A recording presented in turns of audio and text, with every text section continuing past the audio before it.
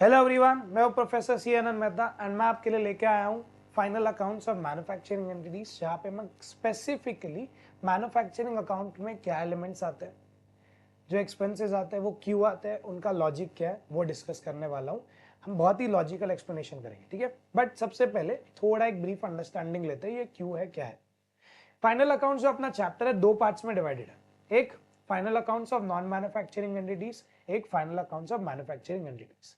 Final accounts of non manufacturing entities यानी जो हम लोग पहले कर चुके हैं, इनफैक्ट FYGC SYGC में भी किया था, अगर आप कॉमर्स में थे तो। उसमें क्या करते हैं, उसमें एक ट्रेडिंग अकाउंट बनाते हैं, एक प्रॉफिट एंड लॉस अकाउंट बनाते हैं, एक बैलेंस शीट बनाते हैं। ट्रेडिंग अकाउंट का पर्पस क्या है? ट्रेडिंग अकाउंट का purpose is to find out gross profit. Profit and loss account का पर्पस क्या है? प्रॉफिट एंड लॉस अकाउंट का purpose is to find out net profit. और बैलेंस शीट में क्या होता है? Assets and liabilities. ये इन सब का पर्पस है। देयर इज अ रीजन कि ट्रेडिंग क्यों प्रिपेयर होता है यार। ग्रॉस प्रॉफिट और नेट प्रॉफिट को अलग अलग क्यों करना है? ताकि आपको बिजनेस का एनालिसिस कर पाओ, बिजनेस के डिसीजन ले पाओ। ग्रॉस प्रॉफिट मतलब क्या? ग्रॉस प्रॉफिट का मतलब होता है sales minus cost of good sold. Sales कितनी हुई, तो यानी अगर ग्रॉस प्रॉफिट मेरा लो आ रहा है तो उसको इंक्रीज करने का डिसीजन कैसे लूंगा? आइदर मैं सेल्स बढ़ाने की ट्राई करूंगा या मैं कॉस्ट ऑफ गुड सोल्ड कम करने का ट्राई करूंगा। बरोबर। सेल्स कैसे बढ़ा सकते हो आप? कुछ ऐसे बिजनेस डिसीजन लेके जिससे आपका सेल्स बढ़ जाए, उस वो डिस्कशन में नहीं जाते कि सेल्स कैसे बढ़ा सकते हो। But point is cross profit अलग से क्यों ढूंढा? क्योंकि उसको दो ही फैक्टर रन कर रहे हैं, एक सेल्स, एक कॉस्ट ऑफ गुड सोल्ड। इस पे कंट्रोल कितना है? बहुत कम। जैसे प्रॉफिट एंड लॉस के खर्चों पे ना आपका कंट्रोल हो सकता है। अगर आप रेंट ज्यादा पे कर रहे हो, मे बी आप सोचोगे एरिया छोटा ले लूं, कट ऑफ कर दूं। अगर सैलरी ज्यादा पे कर रहे हो तो मे बी आप सोचोगे कुछ एम्प्लॉइज को निकाल दो बिजनेस से यार, जो रिक्वायर्ड नहीं है। बट सेल्स को कंट्रोल नहीं कर सकते, सेल्स तो एक्सटर्नल फैक्टर्स पे डिपेंड करते हैं। Similarly cost of goods sold को कंट्रोल ज्यादा नहीं कर सकते। अगर मैं गुड्स बना रहा हूं या गुड्स बाय कर रहा हूं तो यार दूसरा जो सेलर है मेरे लिए, जो मुझे सेल कर रहा है, वो जितने में सेल करेगा उस पर मेरा कितना कंट्रोल। बरोबर, इसके लिए इसको अलग बनाया है, ठीक है। फिर मैन्युफैक्चरिंग एंटिटीज का अलग से क्यों बनाना है यार? मैन्युफैक्चरिंग एंटिटीज में हम बनाते हैं एक मैन्युफैक्चरिंग अकाउंट, एक ट्रेडिंग अकाउंट, एक प्रॉफिट एंड लॉस अकाउंट, एक बैलेंस शीट। मैन्युफैक्चरिंग अकाउंट का पर्पस क्या है? To find out cost of goods manufactured. इधर क्या था? Cost of goods sold. इधर था कॉस्ट ऑफ गुड्स मैन्युफैक्चर्ड। दोनों के बीच का डिस्टिंक्शन अच्छे से समझेंगे। ट्रेडिंग अकाउंट का पर्पस अभी भी वही है, to find out gross profit. Profit and loss account का पर्पस अभी भी वही है, to find out net profit. And balance sheet में तो अभी भी एसेट्स एंड लायबिलिटीज ही जाते हैं, ठीक है। अब एक डिस्टिंक्शन समझते हैं between cost of goods manufactured and cost of goods sold. दोनों के बीच में डिफरेंस क्या है? देखो, फॉर एग्जाम्पल मेरी एक टॉय फैक्ट्री है। मैं ईयर में लेट से 1000 टॉयज बना लेता हूँ, ठीक है। कितना बार टॉयज बना रहा हूँ? 1000 टॉयज बना रहा हूँ। लेट्स से 1000 टॉयज का कॉस्ट आ गया per toy, let's say 100 rupees आ गया, यानी 1 लाख रुपीज मेरा कॉस्ट आ गया। इसको मैं क्या बोलूंगा? Cost of goods manufacture. पूरे ईयर में मैंने जितने भी टॉयज बनाए उसको मैं बोलूंगा कॉस्ट ऑफ गुड्स मैन्युफैक्चर। ये कॉस्ट मेरे को कहां से ढूंढना है? मेरा पर्पस क्या है मैन्युफैक्चरिंग अकाउंट का? ये कॉस्ट ढूंढना। ये 1000 टॉयज का मेरा टोटल कितना कॉस्ट लगा, कहां से मिलेगा? मैन्युफैक्चरिंग अकाउंट से। फिर ये कॉस्ट ऑफ गुड्स मैन्युफैक्चर्ड, अगर आप मैन्युफैक्चरिंग एंटिटी हो तो वहां से कहां ट्रांसफर होगा? ट्रेडिंग अकाउंट में। अब ट्रेडिंग अकाउंट में सारे 1000 टॉयज डाल दिए। अब ट्रेडिंग अकाउंट में हम लोग को तो क्या ढूंढना था? पर्पस। इसका पर्पस कोई कॉस्ट ढूंढना नहीं है, इसका पर्पस क्या है? ग्रॉस प्रॉफिट ढूंढना है। ग्रॉस प्रॉफिट कैसे मिलेगा? Sales minus cost of goods sold. यार लेट्स से मैंने 1000 टॉयज जो बनाए थे, बट मैंने सेल सिर्फ 800 टॉयज किए, तो 800 टॉयज का सेल्स को कंपेयर करने के लिए सामने 800 टॉयज का कॉस्ट ही होना चाहिए ना। बरोबर। अगर मेरे को gross profit correctly find out करना है तो उस 800 टॉयज का sales should be compared with 800 toys का कॉस्ट। बट पॉइंट, मैंने गलती क्या कर ली? मैंने गलती नहीं, इन द सेंस प्रोसीजर क्या है, मैंने कॉस्ट ऑफ गुड्स मैन्युफैक्चर जिसमें 1000 टॉयज थे, ये पूरा का पूरा ट्रांसफर कर दिया ट्रेडिंग अकाउंट में। तो अब एक काम करो, 800 टॉयज सेल हुए, 200 टॉयज सेल नहीं हुए, उस 200 टॉयज का कॉस्ट वहां से बाहर निकाल। कैसे निकालोगे? क्लोजिंग स्टॉक को ट्रेडिंग के क्रेडिट में रिकॉर्ड करके, जो हम लोग करते हैं। वो क्यों रिकॉर्ड करते थे? ताकि हमको correct cost of goods sold मिले। यार जो गुड्स मैंने सेल ही नहीं किए उसको मैं सेल वैल्यू के साथ कंपेयर कैसे कर सकता हूं? बट जब नॉर्मल केस में भी, जब नॉन मैन्युफैक्चरिंग एंटिटीज थी, उसमें सारे जो भी प्रोडक्ट्स थे, आपने जो भी बाय किए, सबका कॉस्ट आ रहा था परचेस में। बट अगर मैंने सेल ही नहीं किया तो सेल्स के साथ कंपेयर नहीं कर सकता, और कंपेयर कर दी दिया तो मेरे को ग्रॉस प्रॉफिट गलत आ जाएगा। इस रीजन से क्लोजिंग स्टॉक ट्रेडिंग क्रेडिट के रिकॉर्ड, ट्रेडिंग पे क्रेडिट साइड रिकॉर्ड होता है। तो सिमिलरली इधर भी वही होगा। Cost of goods manufactured will be of 1000 toys, जो कि ट्रेडिंग में जाएगा। वहां से 200 टॉयज का क्लोजिंग स्टॉक बाहर निकलेगा क्रेडिट साइड रिकॉर्ड होके, और अल्टीमेटली 800 टॉयज का selling price will be compared with 800 toys का कॉस्ट। एंड इस 800 टॉयज के कॉस्ट को क्या बोलेंगे? कॉस्ट ऑफ गुड्स सोल्ड, यानी जो गुड्स बेचा है उसका कॉस्ट क्या है। ठीक है, ठीक है। चल नेक्स्ट, जब नॉन मैन्युफैक्चरिंग एंटिटीज थी तब हम लोग एक्सपेंसेस को डिस्टिंग्विश करते थे, क्लासिफाई करते थे एज डायरेक्ट और इनडायरेक्ट। डायरेक्ट एक्सपेंसेस मतलब वो एक्सपेंसेस जो ट्रेडिंग अकाउंट में हम लोग रिकॉर्ड करते थे, इसके लिए तो क्लासिफाई करते थे। डायरेक्ट एक्सपेंसेस को हम ट्रेडिंग में क्लासिफाई करते थे। इनडायरेक्ट एक्सपेंसेस को हम लोग कहाँ क्लासिफाई करते थे? प्रॉफिट एंड लॉस अकाउंट में। या डायरेक्ट एक्सपेंसेस मतलब वो सारे एक्सपेंस जो कि रिक्वायर्ड है to bring the goods in your godown या to bring the goods in your shop. जब तक गुड्स आपकी शॉप के डोर स्टेप पर नहीं आते, उस गुड्स के रिलेटेड जो भी एक्सपेंस है उसको डायरेक्ट एक्सपेंस बोलते हैं। और वो रिकॉर्ड कहां पे होते थे नॉन मैन्युफैक्चरिंग एंटिटीज के केस में? ट्रेडिंग अकाउंट में। अच्छा, एक बार शॉप में आ गया तो मे भी हो सकता है वो goods directly ready for sale ना हो सकता है, छोटा मोटा प्रोसेसिंग करने को लग सकता है। तो अगर कुछ छोटा मोटा फैक्ट्री एक्सपेंस दिया, देखो ये मैन्युफैक्चरिंग अकाउंट्स की एंटिटी, ये जो मैन्युफैक्चरिंग अकाउंट वगैरह कौन बनाएगा? जो प्रॉपर बड़ा फैक्ट्री है जिसका काम है टू मैन्युफैक्चर गुड्स। ठीक है, बट कुछ ना एंटिटीज ऐसे भी होते हैं जो जिसको प्रॉपर मैन्युफैक्चरिंग नहीं बोल सकते, बट स्टिल वो क्या करते हैं, कहीं से थोड़ा प्रोडक्ट कर लाते हैं अपने शॉप में, उसका थोड़ा प्रोसेसिंग करते हैं और उसको सेल करते हैं। तो हो सकता है आप कुछ जब भी ट्रेडिंग अकाउंट, जब उसका ट्रायल बैलेंस पढ़ो ना, तो कुछ एक्सपेंसेस ऐसा लगे यार ये तो फैक्ट्री रिलेटेड एक्सपेंस है, बट क्वेश्चन ने मैन्युफैक्चरिंग अकाउंट बनाने नहीं बोला है। नहीं बोला है तो मत बना, उन एक्सपेंसेस को फिर ट्रेडिंग में ही डाल। एग्जाम्पल दूं तो ऐसे ऐसा ऐसा होता है, क्या होता है ना, जैसे मेरे यहाँ पे ना एक जनरल स्टोर वाला था, वो क्या करता था, वो कहीं से तो पता नहीं सोप का बड़ा बड़ा पीसेस लाता था। हमारे यहाँ पे हम जहाँ क्रिकेट खेलते थे उसके पीछे के एरिया में उसका शॉप का बैक डोर था, तो वहां पे बैक डोर ओपन करता था, वो बड़ा बड़ा सोप का पीसेस को टुकड़ा करता था एंड धूप में उसको सुखा देता था। क्यों? ताकि वो सोप का पाउडर बना के उसको पैक करके सेल कर सके, ऐसा करता था। तो ये क्या, ये मैन्युफैक्चरिंग एंटिटी नहीं है यार, ये किराना वाला क्या मैन्युफैक्चरिंग एंटिटी, बट स्टिल छोटा मोटा प्रोसेसिंग कर रहा है, बरोबर। अगर ऐसा कुछ एक्सपेंस है जो फैक्ट्री का सुनने में लगता है, ऑल्दो मैन्युफैक्चरिंग एंटिटी का अकाउंट नहीं बना रहे हो, तो फैक्ट्री का सुनने में लगता है, तो उसको कहां डालोगे? ट्रेडिंग अकाउंट में, अगर आप नॉन मैन्युफैक्चरिंग एंटिटी का अकाउंट्स बना रहे हो तो। ठीक है, थोड़ा थोड़ा उसका भी डिस्कशन कर रहे हैं। अभी नेक्स्ट, अभी आते हैं अपने मेन केस पे। यार जब मैन्युफैक्चरिंग एंटिटीज का अकाउंट्स बनाना है तो एक्सपेंसेस को कैसे क्लासिफाई करें? डायरेक्ट इनडायरेक्ट में करें? मत, गलती से भी मत करना। अगर ये बनाना है तो तो एक्सपेंसेस को क्लासिफाई करते हैं हम लोग as factory and office expense. Factory expense मतलब वो सारे एक्सपेंस जो कि इनकर हो रहे हैं एक फैक्ट्री में। बहुत सारे एक्सपेंसेस इनकर होते हैं एक फैक्ट्री में। गुड्स को तो जो ला रहे हो रॉ मटेरियल वो तो लाओगे, उसका प्रोसेसिंग करोगे, उस पर वर्कर्स काम करेंगे, वो एक्सपेंसेस। कुछ छोटा मोटा मटेरियल लग गया, वो एक्सपेंसेस। अरे फैक्ट्री के लोगों का बहुत, जो अदर देन जो मैन्युफैक्चर कर रहे हैं बाकी जो स्टाफ भी है, उनका भी एक्सपेंस अगर फैक्ट्री पे बैठा है तो, मतलब चाहे डायरेक्ट हो चाहे इनडायरेक्ट हो। डायरेक्ट एक्सपेंसेस क्या होते हैं? वो जो गुड से डायरेक्टली रिलेटेड होते हैं, बरोबर। बट फैक्ट्री का अगर इनडायरेक्ट एक्सपेंस भी है, मतलब फैक्ट्री का झाड़ू वाला है, उसका भी एक्सपेंस है, वो किधर रिकॉर्ड होगा? फिर मैन्युफैक्चरिंग अकाउंट। फैक्ट्री के सारे एक्सपेंसेस कहां रिकॉर्ड होंगे? Manufacturing account. और अगर ऑफिस के एक्सपेंसेस है तो वो कहां रिकॉर्ड होंगे? Profit and loss account. ठीक है, सारे ऑफिस रिलेटेड एक्सपेंसेस कहां रिकॉर्ड करना है? Profit and loss account. ठीक है सर, समझे। अच्छा, ऑफिस के इनडायरेक्ट एक्सपेंसेस ही होते हैं तो वो यहाँ आ गए। तो सर ट्रेडिंग अकाउंट में कौन सा एक्सपेंस आएगा? दूसरा कोई एक्सपेंस नहीं आएगा भाई। मैन्युफैक्चरिंग अकाउंट से अपने को क्या मिलेगा? Cost of goods manufactured. ये कॉस्ट ऑफ गुड्स मैन्युफैक्चर्ड ही अपना ट्रेडिंग में फिर चले जाएंगे, ये इकलौता एक्सपेंस होगा जो वहां जाएगा। उसके अलावा हाँ ओपनिंग स्टॉक क्लोजिंग स्टॉक वगैरह का एडजस्टमेंट होगा, वो डिस्कस करते हैं बाद। ठीक है, चलो फिर। तो सर ये तो आपने बता दिया क्लासिफाई कैसे करना है, आप थोड़ा बस समझा भी दो क्या क्या एक्सपेंसेस है। ठीक है, पहले समझते हैं मैन्युफैक्चरिंग अकाउंट्स में क्या क्या एक्सपेंसेस जाते हैं। उसके लिए मैन्युफैक्चरिंग का प्रोसेस इमेजिन करो। ठीक है, इमेजिन करो लेट्स से आप लोग टॉय कार बना रहे हो। ठीक है, पहले टॉय कार का एक एग्जांपल लेता हूँ। अगर टॉय कार बनानी है तो सबसे पहले रॉ मटेरियल लगेगा।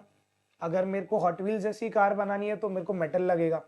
अगर मेरे को थोड़ी चीपर वर्जन प्लास्टिक कार बनानी है तो मेरे को प्लास्टिक्स लगेगा। जो भी है ये रॉ मटेरियल लगेगा। सबसे पहला expense to manufacture a product, तो सबसे पहला एक्सपेंस आएगा इधर, मैं पेन चेंज कर लेता हूं। सबसे पहला एक्सपेंस जो कि आएगा वो है टू रॉ मटेरियल, या डायरेक्ट मटेरियल भी लिख सकते हो आप, कंज्यूम्ड। जो भी रॉ मटेरियल मैंने मैन्युफैक्चरिंग प्रोसेस में यूज किया है वो एक्सपेंसेस इधर आ जाएगा। सर ये रॉ मटेरियल कंज्यूम कैसे ढूंढोगे? रॉ मटेरियल परचेज तो समझता है, कंज्यूम कैसे ढूंढोगे? देख कंज्यूम मतलब क्या, कि जो भी रॉ मटेरियल मैंने मैन्युफैक्चरिंग प्रोसेस में यूज किया है। मतलब सबसे पहला मेरे को एक बात बताओ, अगर लेट्स से मैं ईयर स्टार्ट कर रहा हूं, अगर मेरे पास पिछले ईयर का थोड़ा रॉ मटेरियल पड़ा है तो पहले मैं उसको यूज करूंगा या नया रॉ मटेरियल परचेज करूंगा? उसको यूज करूंगा तो सबसे पहले रॉ मटेरियल कंज्यूम में क्या आएगा? ओपनिंग स्टॉक आ जाएगा, ये लिख दूंगा। उसके बाद इसमें क्या ऐड करूंगा? जो भी रॉ मटेरियल मैं परचेज कर रहा हूं वो इसमें ऐड कर दूंगा, क्योंकि नेक्स्ट मैंने यही यूज किया होगा। अगर कोई परचेज रिटर्न है तो वो माइनस कर देना। ठीक है, ये परचेज रिटर्न मैंने माइनस कर दिया। कैरियज इनवर्ड, यार गुड्स को लाने में एक्सपेंसेस भी लगते हैं, वो हम लोग गुड्स से ही डायरेक्टली उसको अज्यूम करते हैं कि रॉ मटेरियल से ही कंसर्न है। जैसे इन्वेंट्री का चैप्टर भी किया होगा तो हम लोग ने वहां पे सारे डायरेक्ट एक्सपेंसेस को इन्वेंट्री में ऐड करने का बोला है। कॉस्ट इंक्लूड्स में रॉ जो ट्रांसपोर्टेशन कॉस्ट होता है वो भी ऐड होता है। तो अगर कुछ कैरियज दिया है क्वेश्चन ने तो कैरियज को भी ऐड कर देना इसमें। अलग से भी लिखोगे तो भी चल जाएगा, बट अगर प्योर मैन्युफैक्चरिंग अकाउंट का क्वेश्चन है तो ऐड करो। माइनस क्या करोगे? क्लोजिंग स्टॉक को माइनस कर देना। क्लोजिंग स्टॉक मतलब यार जो स्टॉक मैंने खरीदा था तो मैंने परचेस में ले लिया होगा ना, बट अगर ये मैंने यूज ही नहीं किया तो कंज्यूम कैसे किया? तो निकालो इसको बाहर। कैसे निकालोगे? यहां से माइनस करके। ये आ जाएगा मेरा क्लोजिंग रॉ मटेरियल कंज्यूम का फिगर। अच्छा, क्लोजिंग स्टॉक फिर किधर जाएगा? बैलेंस शीट में जाएगा। यहां से निकालो, बैलेंस शीट में देके जाओ कि इसको नेक्स्ट ईयर यूज करने वाला है। ठीक है, नेक्स्ट एक्सपेंसेस जो प्रोडक्ट बनाने में लगता है वो है रॉ मटेरियल, या जिसको बोलते हैं सॉरी नेक्स्ट एक्सपेंसेस जो इनका होता है वो है वेजेस का। तो डायरेक्ट वेजेस, डायरेक्ट वेजेस मतलब यार उन वर्कर्स का वेजेस जो मेरे को कार असेंबल करके दे रहे हैं। हो सकता है मैंने मशीनरी लगा के हो अगर बहुत एडवांस्ड कंपनी है तो, वरना तो ये सब छोटे छोटे टॉयज वगैरह कैसे बनते हैं? कोई इंसान, कोई इंडिविजुअल इंसान बैठता है उस सबको असेंबल करता है। तो ये वर्कर्स आपके प्रोडक्ट से डायरेक्टली रिलेट कर रहे हैं, इसके लिए इनके वेजेस को क्या बोलोगे? डायरेक्ट वेजेस बोलोगे। नेक्स्ट, डायरेक्ट एक्सपेंसेस हमेशा याद रखना क्या क्या। एक डायरेक्ट मटेरियल मतलब मटेरियल, वेजेस और एक्सपेंसेस, ये तीन का सेट है।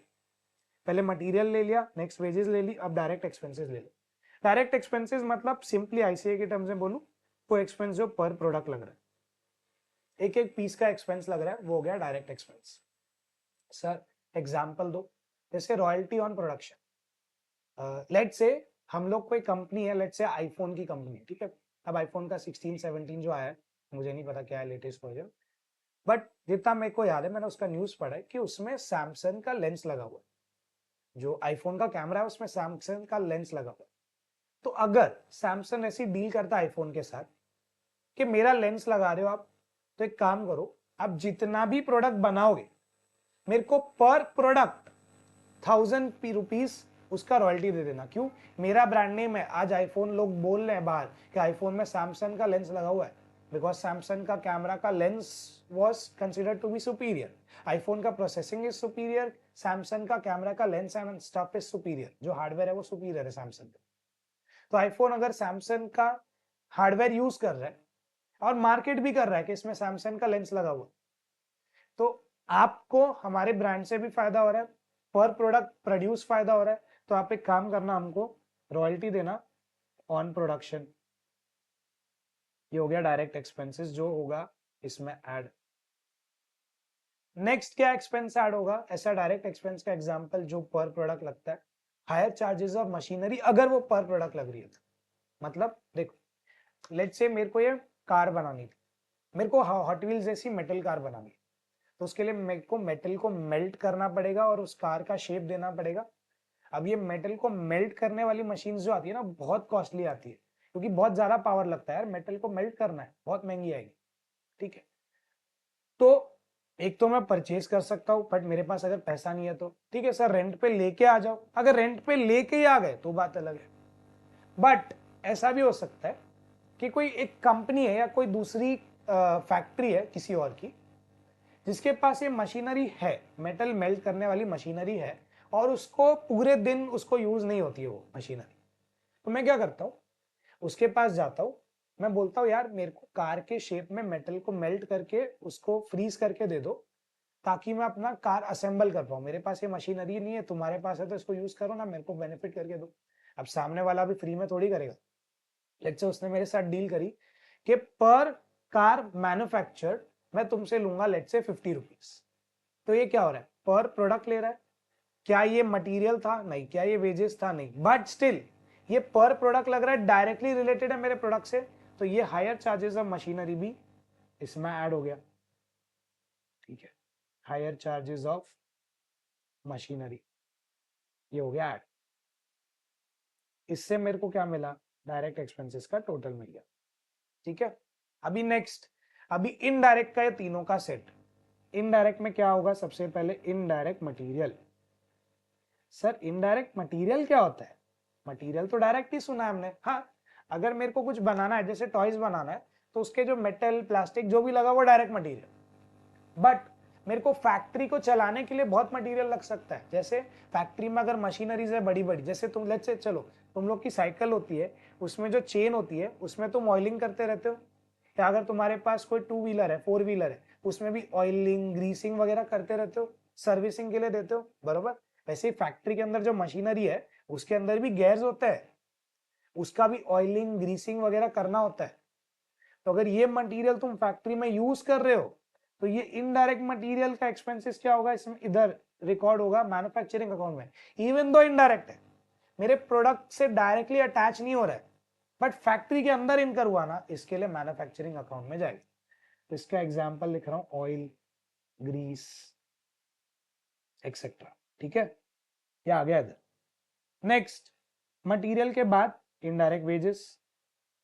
सर इनडायरेक्ट वेजेस, हाँ, अरे फैक्ट्री में सिर्फ प्रोडक्ट बनाने वाले लोग थोड़ी लगते हैं, झाड़ू मारने वाला, या लेट्स से कोई मेंटेनेंस स्टाफ जो बस घूम रहा है ध्यान रख रहा है, ये लोग जो मेरे को प्रोडक्ट डायरेक्टली बना के नहीं दे रहे, बट स्टिल प्रोडक्ट बनाने के लिए रिक्वायर्ड है, इनके एक्सपेंसेस को मैं क्या बोलता हूँ, इनके वेजेस को मैं क्या बोलता हूँ, इनडायरेक्ट वेजेस। और कहाँ रिकॉर्ड करता हूँ, मैन्युफैक्चरिंग अकाउंट के डेबिट से। तो इनडायरेक्ट वेजेस का एग्जांपल हो गया सैलरी ऑफ मेंटेनेंस वर्कर।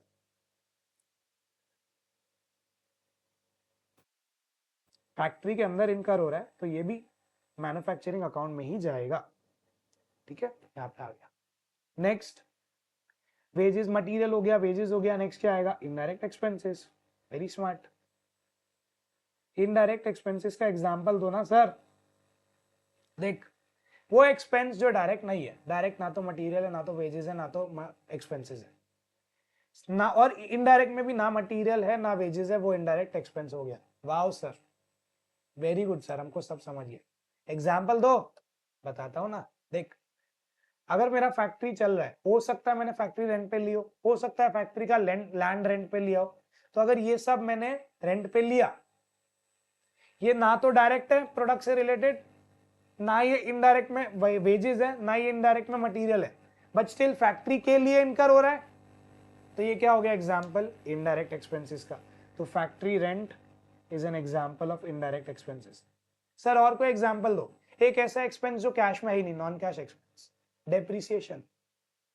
यार जो फैक्ट्री में मशीनरी लगी हुई है, उसका अगर डेप्रिसिएशन का खर्चा हो रहा है, ये डेप्रिसिएशन डायरेक्ट है कि इनडायरेक्ट है? इनडायरेक्ट है।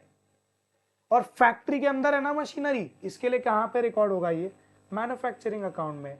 अच्छा, सिर्फ मशीनरी का डेप्रिसिएशन इधर रिकॉर्ड होगा। अगर बिल्डिंग है, ऑफिस बिल्डिंग है, तो वो कहां रिकॉर्ड होगा?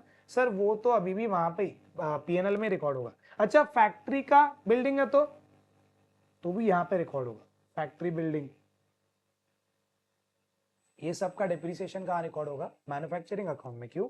ये मेरे मैन्युफैक्चरिंग से रिलेटेड है, मेरी फैक्ट्री से रिलेटेड है, तो ये सब खर्चे किधर आ रहे हैं? इधर आ रहे हैं। ठीक है सर, आगे चले, चलो आगे। और क्या होगा मैन्युफैक्चरिंग अकाउंट में? हो गया क्या इतना? देख, अपना मैन्युफैक्चरिंग अकाउंट का पर्पस क्या है? To find out cost of goods manufactured, जिसको हम लोग कहां ट्रांसफर करते हैं?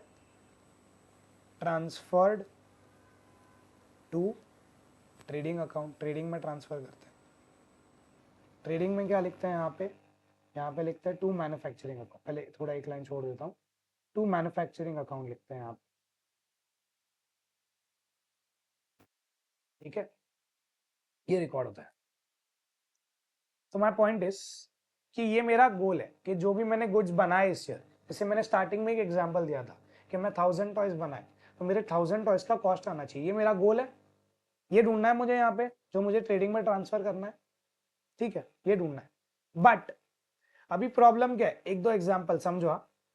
ये सारे एक्सपेंसेस मैंने इधर, इररिस्पेक्टिव कि वो चीज बनी या नहीं बनी, मेरे फैक्ट्री में जो भी खर्चे है कि रॉ मटेरियल लग रहा था, वेजेस लग रहा था, एक्सपेंस लग रहा था, इनडायरेक्ट मटेरियल लग रहा था, वेजेस लग रहा था, इनडायरेक्ट एक्सपेंस लग रहा था, जो भी एक्सपेंसेस आए मैंने क्या किया? उनको इधर ट्रांसफर कर दिया, बिना सोचे समझे डेबिट में डाल दिया।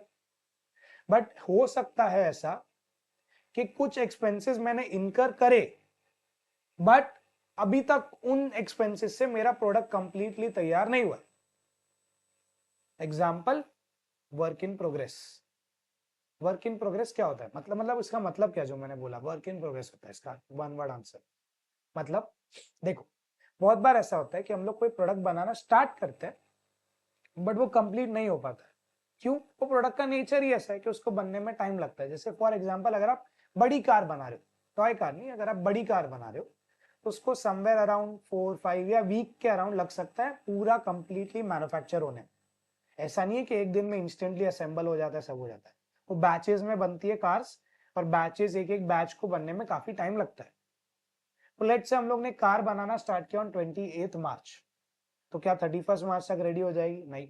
लेट्स से वो रेडी हो रही है ऑन 4 अप्रैल, बट बीच में क्या आता है? 31 मार्च ईयर एंड आता है। अब उसके रिलेटेड सारे डायरेक्ट एक्सपेंसेस तो मैंने इधर डेबिट में डाल दिए। हाँ, उसके लिए मटेरियल खरीदा था, इधर डाल दिया। उसके लिए मैंने कुछ वेजेस इनकर करे थे, वो सब इधर डाल दिए। बट वो कार कंप्लीट नहीं हुआ है, तो क्या मैं उसको कॉस्ट ऑफ गुड्स मैन्युफैक्चर्ड बोल सकता हूं? क्या गुड मैन्युफैक्चर हुआ है? नहीं। तो क्या करना पड़ेगा? उसको बाहर निकालना पड़ेगा। कैसे बाहर निकालोगे? बाहर कैसे निकालोगे?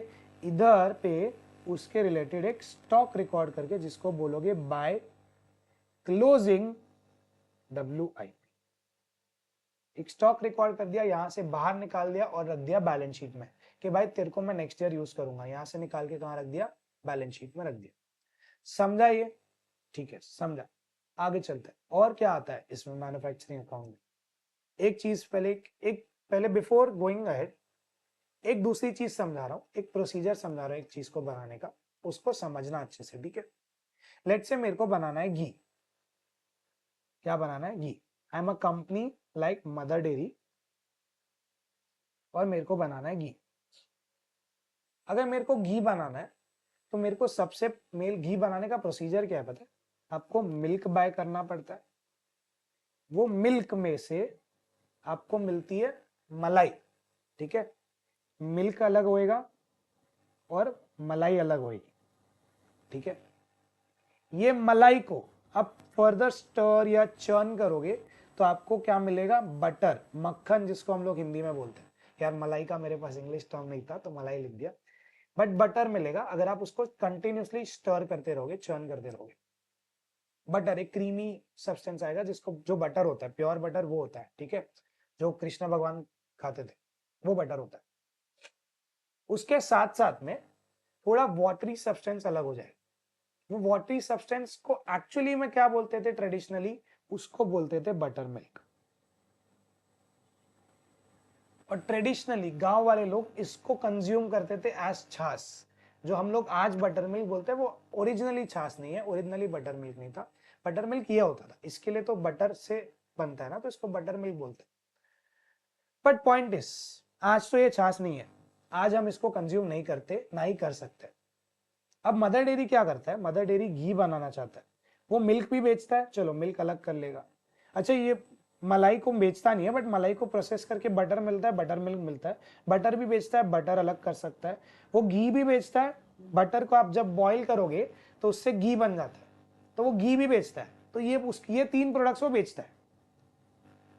बट वो बटर मिल्क भी बेचता है, बट ये वाली बटर मिल्क काम की नहीं है। अगर आपको प्रॉपर बटर मिल्क जो बाहर बेचने के लिए बनाना है ना, तो इसका आपका कर्ड बनाना पड़ता है, वो ये भी बेचता है। फिर कर्ड से आप बटर मिल्क बना सकते हो ये वाला आप सेल कर सकते हो। ये वाला बटर मिल्क काम का नहीं है, ये बटर मिल्क मदर डेयरी के काम का नहीं है। तो इसका क्या हो सकता है, इससे बनता है मिल्क सॉलिड्स। वो मिल्क सॉलिड यूज होता है चॉकलेट इंडस्ट्रीज वगैरह में, ठीक है, जिससे दूध का पाउडर वगैरह भी बनने में हेल्प हो सकती है और चॉकलेट्स वगैरह में यूज होता है। तो ये butter milk as such directly कुछ काम का नहीं है, बट ये इस सेकेंडरी प्रोसीजर में काम का है। अब लेट से मदर डेयरी को चॉकलेट्स वगैरह कुछ नहीं बना रही है, उसको ये मिल्क सॉलिड कुछ काम का नहीं है, तो बटर मिल्क का क्या करेगी, फेंक देगी क्या बाहर? नहीं यार, मेरे काम का नहीं है, किसी के तो काम का होगा, बरोबर। अब किसी के काम का होगा तो मैं इसको बेच देता हूं। हाँ, बटर मिल्क को सेल कर दो, इसको सेल कर दो, इसको सेल करके कुछ इनकम जनरेट होगा, ठीक है। वो इनकम का क्या करे, किधर रिकॉर्ड करे, ये डिस्कशन चल रहा है। बट अब ठीक है, ये समझा कि बटर मिल्क निकलेगा, बटर मिल्क को सेल करेंगे।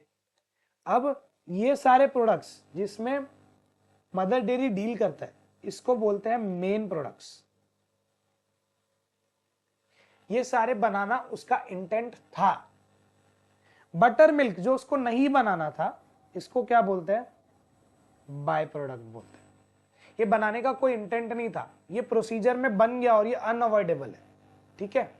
अगर मदर डेयरी को कोई ऑप्शन देता कि बटर मिल्क ना निकले, फॉर एग्जांपल ऐसा कोई प्रोसीजर होता जिसमें बटर मिल्क ना निकले और बटर ज्यादा आ जाए, तो ऑब्वियसली वो बटर प्रेफर करता, ठीक है। बट ऐसा कोई ऑप्शन नहीं है, बटर मिल्क निकलेगा, जो उसके यूज का नहीं है उसको क्या बोलते हैं, बाय प्रोडक्ट बोलते हैं। अब मदर डेयरी जब मिल्क सेल करेगा तो वो मिल्क के कॉस्ट को एनालाइज करेगा कि यार मेरा मिल्क का क्या कॉस्ट हुआ, इस मिल्क से मैंने मलाई निकाली थी, वो अलग हो गया, मिल्क अलग हो गया, तो उसका क्या कॉस्ट हुआ, ये ढूंढने की कोशिश करेगा। There are very lengthy procedures कि बटर मिल्क, ये मिल्क में से मिल्क का कॉस्ट अलग किया, मलाई का कॉस्ट अलग किया, फिर मलाई में से बटर का कॉस्ट भी अलग करेगा, बटर में से जो घी बना है उसका कॉस्ट भी ढूंढेगा। ये कॉस्ट का क्या करेगा, इस कॉस्ट से डिसीजन लेगा कि मेरे को इनका सेलिंग प्राइस क्या रखना है। अगर इनका कॉस्ट ही नहीं पता चलेगा तो इनका सेलिंग प्राइस कैसे डिसाइड करोगे, ये करेगा।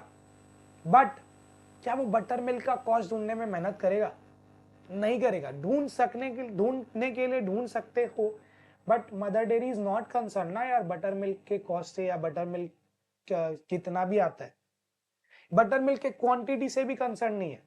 लेट से एक बार मदर डेयरी बना रही थी मिल्क घी वगैरह, 100 लीटर मिल्क लाया और लेट से उसमें फर्स्ट बैच में फॉर एग्जांपल निकला 2 लीटर का butter milk, for example 100 litre milk से 2 लीटर बटर मिल्क निकला।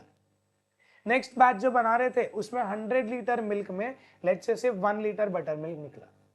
तो क्या मदर डेयरी डिस्कशन करेगा इसके लिए, अरे अरे पिछले बार तो 2 लीटर निकला था, इस बार 1 ही लीटर निकला है? नहीं, नहीं करेगा। बटर मिल्क तो बेचता ही नहीं, हम नहीं करेगा डिस्कशन, ठीक है। इसके क्वांटिटी से भी कंसर्न नहीं है, इसके कॉस्ट से भी कंसर्न नहीं है, तो वो ढूंढने की भी कोशिश नहीं करेगा। बट स्टिल ये बेच के कुछ इनकम हो रही है। हाँ, क्या मैं इसको ट्रेडिंग अकाउंट में डाल सकता हूं, पहला मेरा क्वेश्चन। आप लोग सोचोगे सर सेल किया है तो इसको ट्रेडिंग में डाल दो। हाँ, बट ट्रेडिंग का पर्पस क्या था, सबसे पहले मैंने क्या बात करी थी, ग्रॉस प्रॉफिट ढूंढना।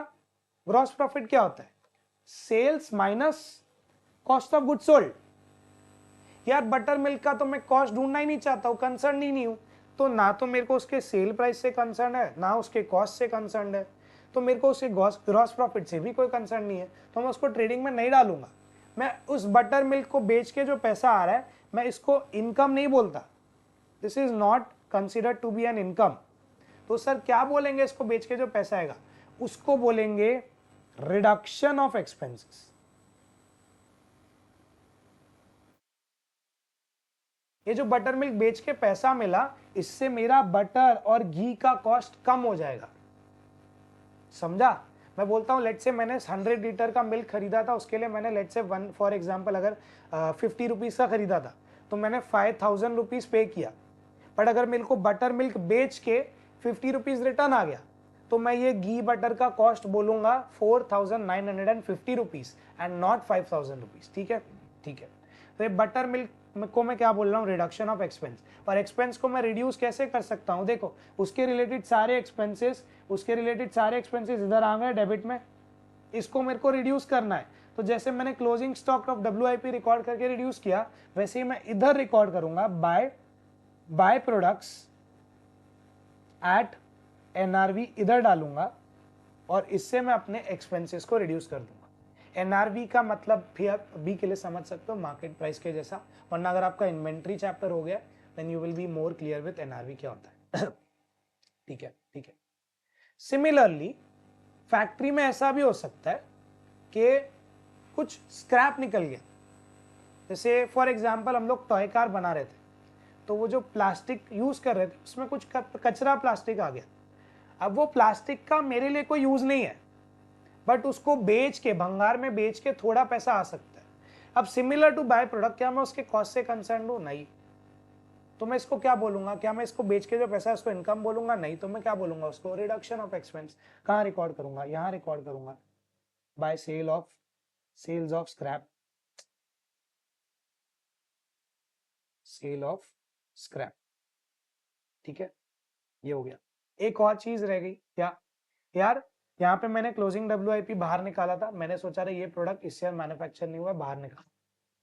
बट ऐसा भी तो हो सकता है कि पिछले ईयर ऐसे ही कोई प्रोडक्ट था जो लास्ट ईयर कंप्लीटली मैन्युफैक्चर नहीं हुआ था, इस ईयर मैंने उसको कंप्लीट किया हो।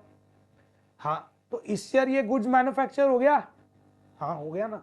तो क्या करो, उसका कॉस्ट इधर लेके आओ, ओपनिंग WIP। क्यों यार, इस ईयर वो कंप्लीटली मैन्युफैक्चर हुआ है, इस ईयर उसका कॉस्ट ट्रेडिंग में जाना चाहिए, तो इधर डेबिट में लेके आओ ताकि उसका कॉस्ट इधर आ जाए मैन्युफैक्चरिंग में।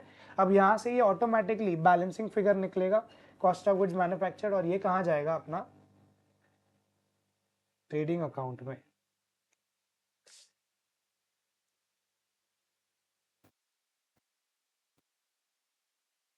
यहाँ पे रिकॉर्ड होगा।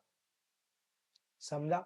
ठीक है, ये आ गया यहाँ पे एक बार कॉस्ट। ये क्या हुआ, पूरे 1000 टॉयज का, जो अपना एग्जांपल था ना, पूरे 1000 टॉयज का कॉस्ट ऑफ गुड्स मैन्युफैक्चर्ड आ गया। ठीक है, अब लेट से मैंने सेल्स किया है 800 टॉयज का। ठीक है, लेट से 800 टॉयज का सेल किया, ये 1000 टॉयज है, 800 टॉयज मैंने सेल किए। और ये जो था 800 टॉयज मैंने सेल किए, उसमें से 100 टॉयज लास्ट ईयर रिली मैन्युफैक्चर हो गए थे, बट लास्ट ईयर बच गए थे, जो ओपनिंग स्टॉक हो सकता है फिनिश गुड्स का। तो सबसे पहले opening stock of finish goods को भी यहाँ पे लेके आओ। ये किसका फिनिश स्टॉक है, वो फिनिश गुड्स का ओपनिंग स्टॉक है। फॉर एग्जाम्पल ये था 100 टॉयज। ठीक है, तो 800 टॉयज जो मैंने सेल किए, उसमें से 100 टॉयज वर लास्ट ईयर के एंड 700 टॉयज इस ईयर के। बट इस ईयर मैंने कितने मैन्युफैक्चर करे, 1000 टॉयज। 1000 टॉयज मैन्युफैक्चर करे और इस ईयर के मैन्युफैक्चरिंग में से मैंने 700 टॉयज बेच दिए, तो कितना टॉयज बच गया, 300 टॉयज बच गया। तो उसके लिए यहाँ पे रिकॉर्ड कर दो by closing stock of finish goods. क्यों यार, ये बेचा ही नहीं, तो क्या है कॉस्ट ऑफ गुड्स सोल्ड का पार्ट बन सकता है? नहीं।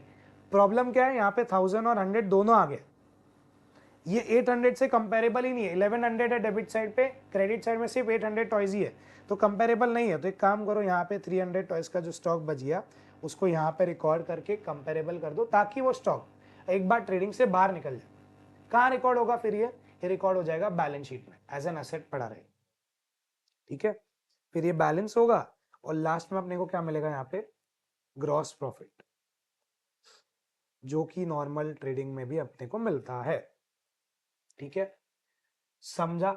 आई होप ये आपको समझा। कोई भी डाउट है तो आप इस वीडियो के कमेंट्स में लिख सकते हो, आप मेरा टेलीग्राम चैनल भी ज्वाइन कर सकते हो, वहां पर भी आप डाउट्स को पोस्ट कर सकते हो। ये टेलीग्राम चैनल जो मैंने बनाया है that is a request to kind of create a community जहाँ पे हम लोग एक दूसरे के डाउट्स लिखे एंड मैं चाहता हूँ कि दूसरे स्टूडेंट्स भी वो डाउट को सॉल्व करने में हेल्प करे। तो आप वो टेलीग्राम चैनल भी ज्वाइन कर लो। अगर आपको कोई डाउट हो तो वहां पोस्ट करना।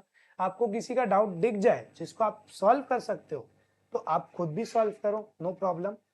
एंड या तो मैं टेलीग्राम चैनल का लिंक भी डिस्क्रिप्शन में दे दूंगा।